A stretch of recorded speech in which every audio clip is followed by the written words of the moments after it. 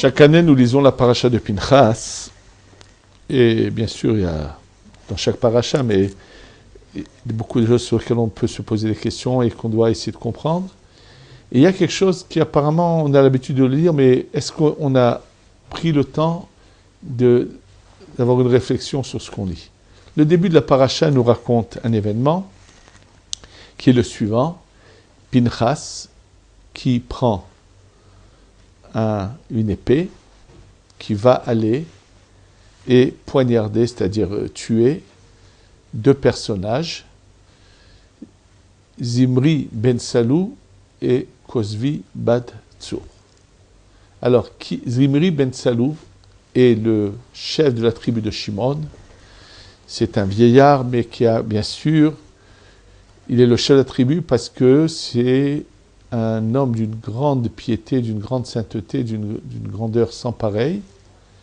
Et bien sûr, il faudra comprendre comment a-t-il pu trébucher, d'accord? Et donc, Pinchas agit. Alors d'abord, on va essayer de comprendre sur quelle base Pinchas a agi et voir qu'est-ce qu'on a comme enseignement à apprendre de cela. Surtout, comme je l'ai vu dans certains livres qui se posent la question, lorsque Rashi ramène les propos de nos sages qui nous disent que Bedin hu shito letzecharo, c'est selon la loi, c'est-à-dire la justice, qui prenne sa récompense. Et la question, mais tout celui qui agit, qui applique les principes de la Torah, bien sûr qu'il mérite sa récompense. En quoi était-il nécessaire de le préciser dans le cas de Pinchas? Alors d'abord savoir l'agissement de Pinchas, d'où vient la base de cet agissement. L'agissement de Pinchas et son explication se trouvent dans le traité de Sanhedrin, dans la Masechet Sanhedrin, dans le Perek Tet, d'abord dans la Mishnah Vav. Donc, sixième Mishnah, il est dit comme ça. Agonev et Akasva. Celui qui vole un ustensile qui sert au temple, donc il y a une sainteté qui sert au temple.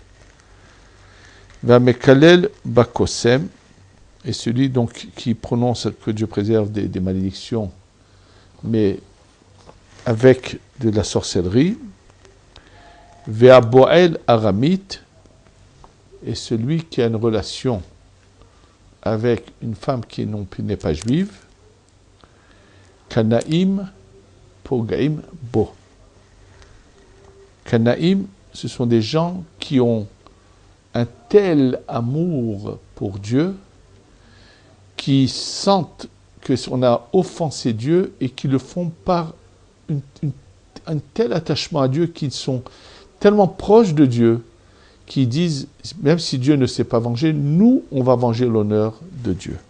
C'est-à-dire que c'est pas qu'on allait devant un tribunal et que ce tribunal a décrété, mais c'est comme ça que ils agissent. L'Agmara, là-dessus, à la page 82, premier versant de la page, donc Daf Pebet, Amar Rav Chizda. Rav Chizda nous dit, Habali malech en morinlo. Celui qui vient devant un Beddin et qui nous dit, vous savez, moi je sais que mon voisin, combien de fois, sans se gêner, il a eu devant, parce qu'on va voir que cette loi concerne que s'il le fait devant des personnes, devant 10 personnes, il vient et dit, moi je sais, je l'ai vu plusieurs fois, qu'il a une relation avec une non-juive, une Goya, est-ce que je dois le tuer ou pas? On lui dit, non, tu ne le toucheras pas. Itmar Nami, l'Agmara ramène, au nom de Rabba Babalchana et de Rabbi Yochanan, Abba limalech en morimlo, velo od ela shimpiresh dimri verago pinchas nirag alav. Tant plus que ça, si, on parle de l'Agmara, donne comme exemple, que si par hasard Pinchas avait agi après que Zimri ait fini sa relation, s'est séparé de Cosbi Batsour qui n'était pas juive, et que Pinchas l'avait tué, eh bien Pinchas aurait été passible de mort d'avoir tué Zimri. Nefar Zimri varagol et Pinchas et neragalav share rodefu. Maintenant, si Zimri voit que Pinchas veut le tuer après qu'il s'est séparé et qu'il se défend et qu'il tue Pinchas, on n'aurait pas condamné Zimri puisque au moment où Pinchas veut le tuer, il n'était pas passible de mort. Alors ensuite, on nous raconte, maintenant la Gemara nous raconte comment s'est passé cet événement. En fait, à la suite de ce conseil néfaste de Bilham, Moab donc a encouragé toutes les jeunes filles de son peuple d'aller provoquer et de faire trébucher les hommes du peuple d'Israël. Il pensait comme ça arriver à ses fins. Et il a même envoyé sa propre fille, mais il lui a dit, toi, tu n'accepteras que le plus grand d'entre eux. Donc en fait, sa volonté à lui était qu'elle fasse trébucher, que Dieu préserve, Moshe Rabbeinu. Et lorsqu'elle est arrivée à Zimri ben Salou, il lui a dit, moi je suis un des grands.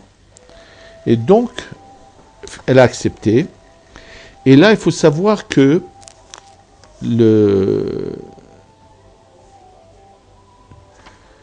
lorsque on les a pas laissés agir, alors il est raconté que Cosbi, d'abord sa tribune est venue lui dire comment tu restes, tu ne réagis pas. Donc lui, il a accepté. Et elle lui a dit, mon père m'a ordonné de n'écouter que le plus grand. Alors il lui a dit, moi je suis plus grand que mon cher Rabbeinu, moi je suis le deuxième de ma famille, lui il est le troisième. Il l'a prise par ses cheveux et il l'a emmenée chez Moshe. Et il lui a dit, Ben Amram. Il l'a appelé comme ça, pourquoi il n'a pas dit Moshe?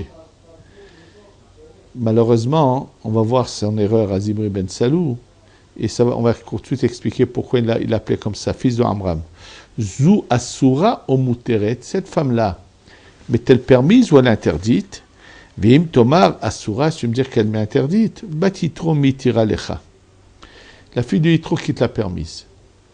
Bien sûr que c'est faux puisque Yitro s'est converti, donc, et elle aussi, ça n'a rien à voir. Mais, donc maintenant, c'était évident, et donc il a dit, il a pensé qu'elle lui est permise, il est parti, et il a fait ce qu'il a fait. Et à ce moment-là, Moshe a oublié cette halakha, cette loi qu'il avait appris, que celui qui a une relation avec une goya, et que pendant qu'il a cette relation, quelqu'un le voit, et qu'il le fait pour défendre l'honneur de Dieu, a le droit de le tuer. Et donc Pinchas s'en est souvenu, et il est parti, et donc il l'a fait.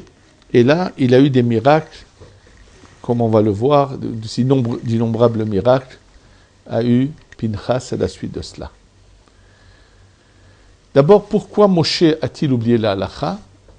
Tout simplement, ce que j'ai entendu, mais qu'on le voit qui ressort de texte, c'est que c'est une halakha que celui qui a posé la question lui dit non. Si tu as eu un élan de peine du déshonneur qu'on fait à Dieu et que tu as réagi sous une impulsion, oui. Mais dès que tu as posé la question, c'est non. C'est-à-dire, il faut savoir que dans la Torah, il y a des punitions que Dieu a données aux hommes à mettre en pratique, mais il y a des punitions que Dieu n'a pas voulu donner aux hommes à mettre en pratique, mais Dieu a voulu lui-même se charger de ces personnes-là. Et comme le dit le Rambam, ne pensez surtout pas que le fait que quelqu'un qui a une relation avec une goya n'est pas jugé devant un beddin, donc devant un tribunal, à l'époque où il y avait le beddin jugé, mais il dit, ne pense pas que pour autant, ça serait moins grave que les autres actes d'adultère qui sont passibles de mort devant un tribunal. Il dit le Rambam, bien au contraire, par le fait que tu vois que même celui qui aurait fait la chose la plus terrible, qui va donner naissance à un mamzer, dit le Rambam, mais ce mamzer est quand même un juif, et il sera quand même le fils de son père. même si c'est un mamzer. Par contre, celui qui s'unira avec une Goya, son fils n'est pas son fils, il n'appartient plus au peuple juif, et comme dit le Rambam, c'est le début de la destruction du peuple juif. Et ça, c'est Dieu qui veut lui juger et punir ceux qui agissent ainsi, sauf il y a un cas précis où Dieu a laissé l'homme agir, c'est seulement celui qui se sentira très proche de Dieu et qui voudra réagir comme l'a fait Pinchas. Simplement, ce qu'il faut quand même savoir, c'est que cet acte qu'on appelle Kanaout, qui est un acte de vengeance sur le déshonneur de Dieu, il faut savoir qu'il faut être sûr qu'on le fait vraiment sans aucun intérêt personnel. Pour cela, je vais vous rappeler une histoire que j'ai déjà eu l'occasion de raconter, qui se passe à l'époque du Ramban. Le Ramban qui a vécu en Espagne il y a à peu près 800-900 ans. Dans sa communauté, il y avait quelqu'un qui allait dénoncer les gens pour leur causer du tort et faisait énormément de tort à la communauté. Il était constamment à vouloir aller dénoncer que celui-là, ça et ça. Or, il est dit dans la halakha que quelqu'un qui dénonce et donc qui cause du tort à la communauté, même à notre époque, on aurait le droit de faire la chose suivante. C'est-à-dire quoi? Ça a été par exemple le cas dans la communauté du Khatam Sofer, où il y avait quelqu'un qui était de ce genre qu'on appelle un Moser. Et lorsqu'il est venu un vendredi au mikvé, pendant que le Khatam Sofer était dans l'eau, cette personne était à côté de lui, et au moment où cette personne s'est baissée, a mis sa tête dans l'eau, le Khatam Sofer a mis sa main sur la tête de cette personne, jusqu'à qu'il se noie dans l'eau et qu'il disparaisse. C'est là l'halakha que celui qui est Moser, lorsqu'il est dans l'eau, on peut lui tenir la tête sous l'eau jusqu'à qu'il disparaisse, pour éviter qu'il continue à faire du mal. À l'époque du Ramban, quand quelque chose de semblable s'est passé, le Ramban leur a tranché qu'on allait choisir quelqu'un qui le suivrait, à ce Moser, à celui qui dénonce, et que lorsqu'il serait dans l'eau, cette personne-là se chargerait de le tenir sous l'eau. C'est ce qu'il a fait, il l'a suivi, et puis voilà qu'un jour il l'a vu se rentrer dans un fleuve d'eau et s'immerger, puis rentrer sous l'eau comme ça. Tout de suite, lui qui était derrière lui, l'a tenu sous l'eau. Bon, ils s'en sont débarrassés. Mais voilà que celui qui a fait cette action-là, un mois après, il est mort de manière soudaine. Et naturellement, dans la communauté, on s'est mis à se poser des questions. Est-ce que c'était pas une erreur d'avoir tranché qu'on pouvait le tuer ainsi, et que c'est pour ça que celui qui a tué celui qui dénonce a été lui-même est mort subitement? Donc ils sont allés voir le Ramban et ils lui ont dit Rabbeinu, tu as tranché, mais voilà ce qui est la suite. Il leur a dit, ce que j'ai tranché est juste. Le problème, c'est que cette personne qu'on a nommée pour suivre le dénonciateur et le tenir sous l'eau, lorsqu'il a fait ça, il ne l'a pas fait avec tristesse, parce que c'était un commandement qu'on lui avait donné, mais il l'a fait avec du plaisir. Dès l'instant où il l'a fait avec du plaisir, automatiquement, ça devient un assassinat, et c'est pour ça qu'un mois après, il est mort. Sachez que cette histoire que nous voyons dans la paracha, où on a d'un côté Pinchas, et de l'autre on a Zimri ben Salou, de la tribu de Shimon, si rien qu'on réfléchit un peu, Pinchas est de la tribu de Lévi, Zimri ben Salou de la tribu de Shimon, et là le Midrash nous éclaire. Il nous dit, c'est pas par hasard que ces deux personnages se sont retrouvés confrontés à cela. Il dit, lorsque Shechem ben Hamor, dans l'histoire où malheureusement la fille de Yaakov, Dina, est prise par Shechem ben Hamor, et que ça avait énormément choqué les enfants de Yaakov, que Shechem ben Hamor ait violé leur sœur, deux des frères qui vont prendre l'initiative d'aller tué toutes les personnes, tous les habitants de la ville de Shechem, c'était Shimon et Lévi. Donc, lorsque Shimon et Lévi font ça, automatiquement, ils sont tout de suite mis en examen devant Dieu. Et on examine, est-ce qu'ils l'ont fait que par venir venger l'honneur de Dieu, ou avait-il en eux un plaisir à dire, il a touché à ma sœur, je vais venger ma sœur. Et on leur a dit, on vous mettra tous les deux à l'épreuve chez vos descendants. Et là, dans les descendants, chez Shimon, malheureusement le descendant qui est Zimri ben Salou va trébucher, et un autre descendant qui est Pinchas de Lévi, lui va au contraire prouver que lorsque Lévi a agi, c'était uniquement pour Dieu.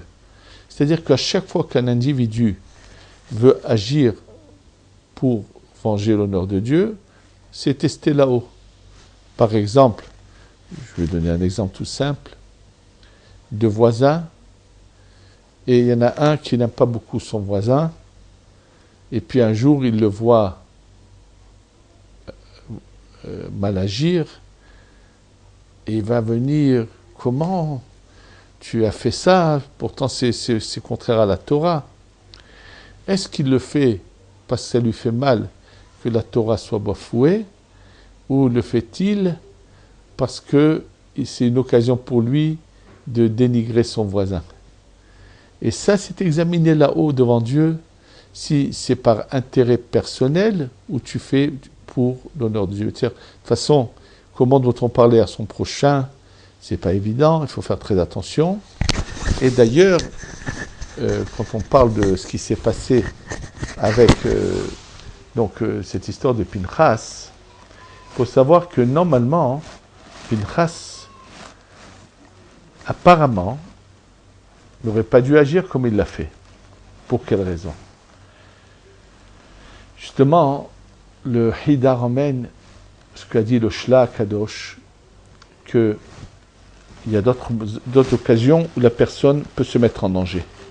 Parce que là, Pinchas, cette halakha de dire que Kanaim Pogaimbo, c'est uniquement dans le cas où je ne me mets pas en danger. C'est-à-dire, quelqu'un qui voit un homme avoir une relation avec une Goya devant 10 personnes, c'est-à-dire qu'il le fait vraiment sans gêne en public, même si c'est dans une pièce, mais il y a 10 personnes qui le voient, le Kanaï peut venir le tuer que s'il ne se met pas en danger lui-même. Mais s'il se met en danger, il n'a pas à le faire. Un exemple qui pas de Kanaï dans ce sens, dans un autre sens. Nous savons que si par hasard quelqu'un est en voyage quelque part, et voilà il passe près d'un lieu d'idolâtrie, et tout d'un coup on le prend, on lui dit ou tu acceptes de te prosterner devant cette idole, c'est-à-dire d'accepter cette idolâtrie, ou bien on le tue. Comme ça a été le cas par exemple de Rabbi Emmanuel Haïriki, auteur du Mishnat Chassidim il y a à peu près 300 ans, qui vivait ici à Yerushalayim. Et lors d'un de ses voyages en Italie, puisque la communauté juive italienne soutenait son Beth Midrash, qui ensuite est passé aux mains du Rabbi Chaim ben Atalor Chaim Akadosh, a pris la suite de ce Beth Midrash, à la suite de cet événement. Donc, Rabbi Emmanuel Haïriki, lorsqu'il rend visite à une communauté, dès qu'il sort de la ville, des gens l'attrapent et mettent devant lui une croix et il le menace que s'il ne se prosterne pas devant cette croix, il le tue. Et il a été tué. Et juste après, la communauté a trouvé son corps malheureusement assassiné et la croix était encore là parce qu'il avait refusé. Donc, il est mort pour ce qu'on appelle Kiddush Hashem. Cette notion de Kiddush Hashem, de sanctifier le nom de Dieu, c'est si elle est quelqu'un, il se trouve dans cette situation, c'est comme ça qu'il doit se laisser tuer, et il aura bien sûr accompli quelque chose de grandiose d'être mort pour sanctifier le nom de Dieu. Mais, comme le dit le Hida, comme il ramène le Shla Kadosh qui le dit, il dit attention, celui qui va aller délibérément, par exemple rentrer dans un temple bouddhiste, ou dans une église, ou n'importe où, et va commencer à saccager, et à cause de ça, il va être condamné à mort, il va être tué par les gens qui l'auront vu, il dit il n'aura pas accompli cette mort de sanctifier le nom d'Hachem, bien au contraire, il a mis sa vie en danger inutilement, et ça ne comptera pas comme une bonne action qu'il aura fait, et la preuve que ramène justement Rabbi Loshla et de Rabbi Akiva, que lorsqu'on veut, on est en train de le tuer parce qu'il a voulu respecter les lois de la Torah, et que ses élèves lui disent, mais Rabbeinu, comment ça se fait que tu acceptes de mourir comme ça? Il leur dit, toute ma vie, je disais, Matai, quand est-ce que ça arrivera? Ça m'arrivera. C'est-à-dire que ça m'arrivera. Tu n'as qu'à aller provoquer les idolâtres et ils le tueront. Donc, il dit non, parce que justement, Rabbi Akiva savait que ce n'est pas une action que l'on peut provoquer, c'est qu'une situation que si elle vient, il faut se soumettre, mais non pas aller la provoquer. Et il en est de même pour celui qui voit un juif avec une non-juive et qui veut réagir comme Kanaim Pogaimbo, c'est seulement si sa vie n'est pas en danger. Or, on a le cas de Pinchas qui a mis sa vie en danger, et donc on aurait pu penser que dans ce cas-là, il ne mérite pas de récompense. Alors pourquoi finalement il a quand même bien agi, puisque on voit qu'il est protégé par Hachem, il a eu des miracles, et il ne savait pas qu'il allait les avoir, mais Dieu le glorifie, et d'ailleurs à la suite de cet événement, lui n'était pas Cohen avant, mais à la suite de cet événement, il va devenir Cohen. Il appartenait à la tribu de Lévi, et on avait pour l'instant sanctifié comme Kohanim que Aaron et ses enfants, et lui, mais pas Pinchas, qui était le petit-fils de Aaron, n'était pas encore Cohen, à la suite de quoi il va devenir Cohen, et pas seulement ça, et c'est de sa descendance à lui que tous les grands prêtres vont sortir. Alors, pour comprendre pourquoi c'était bien ce qu'il a fait, je voudrais vous raconter ce qui est marqué dans la Gemara dans Baba Batra, qu'un jour, Rabbi Yosef perd, c'est-à-dire quitte ce monde, mais on ne l'a pas encore enterré, et finalement, il revient à lui, il revient à la vie. Son père, qui était devant le lit de son fils, pensant que son fils était déjà mort, devant revenir à la vie, mais qui sait qu'il a eu un miracle, il est revenu, lui dit, mon fils, qu'est-ce que tu as vu là-haut? Et parmi les choses qu'il mentionne qu'il a vues, c'est que à Rougeloud, ceux qui ont été malheureusement sacrifiés à Loud, personne ne peut rentrer dans leur place durant la Mabbat tellement c'est inimaginable. De quoi s'agit-il? Rachid, dans Masechet Betzad Afyutchet, nous dit qui sont ces Arugeloud, c'est Lulianus et Papus. Et nous dit Rachid, Sadikim Gmurim Hayu. C'était des juifs qui étaient de grands Sadikim. Qu'est-ce que s'est-il passé? Il dit Rachid, il nous raconte l'histoire, qu'on avait trouvé la fille de, apparemment, Tonostrophus, Aracha, le chef d'armée qui des Romains en Israël, on l'a trouvée morte. Et je ne sais pas qui a dit que c'était les Juifs qui l'avaient tuée. On voulait donc tuer toute une communauté, toute une ville de Juifs. Et eux, qu'est-ce qu'ils ont fait? Ils se sont mis d'accord, le Lianus et Papus, sont allés voir celui qui voulait les tuer, qui tuait les Juifs, et leur a dit, non, laissez-leur, c'est nous qui avons fait ça. Et donc, ils ont été tués, eux ont été tués, et ont sauvé le peuple, cette communauté de la mort. Et en fait, eux se sont sacrifiés pour la communauté, et en récompense, au Gan Eden, ils ont un emplacement exceptionnel. Lorsqu'il s'agit de sauver toute une communauté, on a le droit de se mettre en péril de vie. C'est ce qu'a fait Pinchas. C'est-à-dire que Pinchas, dans son cas précis, pensait qu'après, la tribu de Shimon allait tous lui sauter dessus et le tuer, puisqu'il aura tué leur chef Zimri ben Salou. Et il a quand même accepté de le faire parce qu'il a vu que l'épidémie avait commencé. Et d'ailleurs, c'est lorsque Pinchas va aller tuer Zimri ben Salou et Kozbi Batsour que va s'arrêter cette hécatombe qui aura quand même déjà tué, provoqué la mort de 24 000 personnes. 24 000 personnes, malheureusement, à cause de cette erreur. Donc, dans ce cas-là, c'est pour ça qu'on vient nous dire, ne pensez pas que Pinchas a mal agi en faisant cette action de Canaout, mais il est venu pour sauver le peuple d'Israël, et c'est pour ça qu'on nous dit, il doit être récompensé, parce qu'il avait raison de se mettre en danger, puisque c'était un cas particulier où il fallait sauver le peuple d'Israël.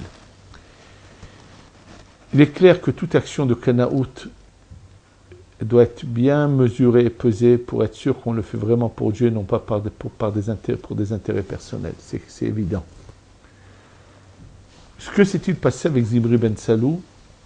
Le rabbi de Ishbitzed, dans son livre Shmei Shiluach, explique que malheureusement, il a cru qu'il était à un niveau tel où on l'avait poussé du ciel, et il ne pouvait pas se retenir, et il voulait se comparer un peu à Yuda avec Tamar, et malheureusement il s'est trompé. Il a fait une erreur, malheureusement un grand homme mais il va venir la réparer dans un autre Gilgoul, il revient en Gilgoul chez Rabbi Akiva, qui lui va être confronté à des épreuves peut-être encore plus dures, et va savoir tenir bon. Justement, par rapport à ce qu'on vient de dire, que cet acte de Canaout ne peut se faire que si on ne se met pas en danger, avec cela expliquent les commentateurs pourquoi l'histoire d'Avraham Avinu, qui concerne où il s'est mis en danger, n'est qu'en allusion dans la Torah, et c'est que par l'enseignement oral qu'a reçu Moshe Rabbeinu au mont Sinaï que nous le savons. Dans la Torah, il est marqué Betseto Meor Kasdim lorsque Avraham est sorti de Ur Kasdim, la lumière de Kasdim, pas lumière, le feu de Kasdim. En fait, l'histoire d'Avraham était la suivante. Son père était un idolâtre, mais vendait des idoles qu'il confectionnait, et les gens venaient acheter à son père des idoles et les mettaient chez eux, comme les gens qui mettent aujourd'hui des Bouddhas dans leur maison et qui les allument devant lui quelque chose. C'était vraiment de l'idolâtrie de ce genre. Donc les gens venaient. Il y avait toute taille bien sûr, d'idoles. Et lorsque donc un jour, le père d'Abraham, Terah, demande à son fils Abraham de tenir le lieu de vente des idoles, et Abraham est déjà conscient de la vérité. Alors en l'absence de son père, qu'est-ce qu'il fait?